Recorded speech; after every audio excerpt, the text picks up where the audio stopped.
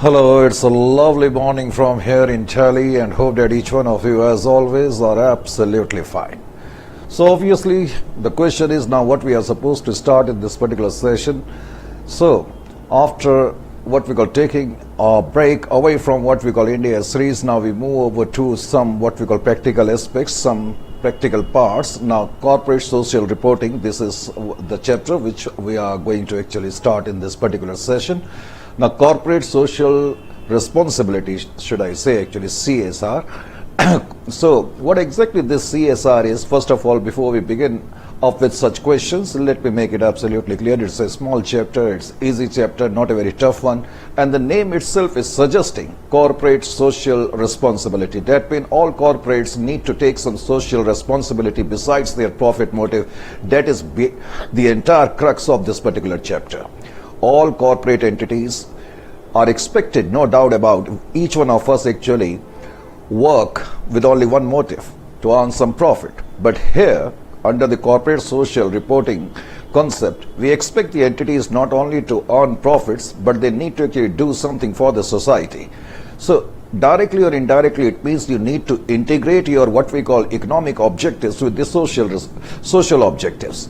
And recently all over the world actually there is a growing, very spontaneously growing phenomena that entities nowadays are taking actually due care that they need to actually keep some funds for the social objective purpose. In fact, many governments of many nations nowadays actually they have simply enacted some laws and acts whereby they are forcing virtually now the corporates to integrate their economic objectives with the social objectives. So in this particular chapter, we will talk about what we call Section 135, a lot of Companies Act 2013, and of course the Corporate Social Responsibility Rules 2014, because these are the two, you can say, legal guiding what we call bodies which govern the entire affairs of the corporate social reporting. So what exactly the corporate social reporting that we have already discussed, indirectly it means an entity is supposed to actually integrate their economic objectives with their social objective. They need to keep aside some funds and spend on some social welfare activities. Now in India actually social welfare activities have been given under Schedule 7. Now these activities include like what we call empowering the gender equality. The corporates are actually expected to spend for the gender equality, or say for educational programs, or for the upliftment of the society.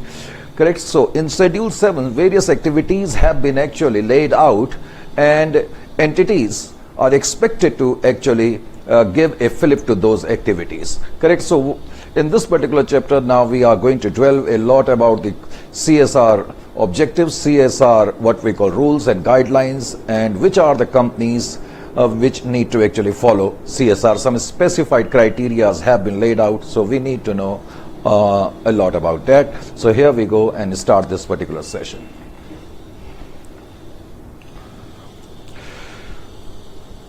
So welcome again. But जैसा कि मैंने कहा, corporate social reporting, this is the topic which we are going to actually take up today. Corporate social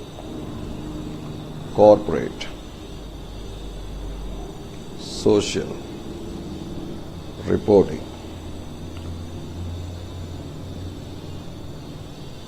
Correct? This is the chapter which we are picking up today to start what we call our session, and here we go.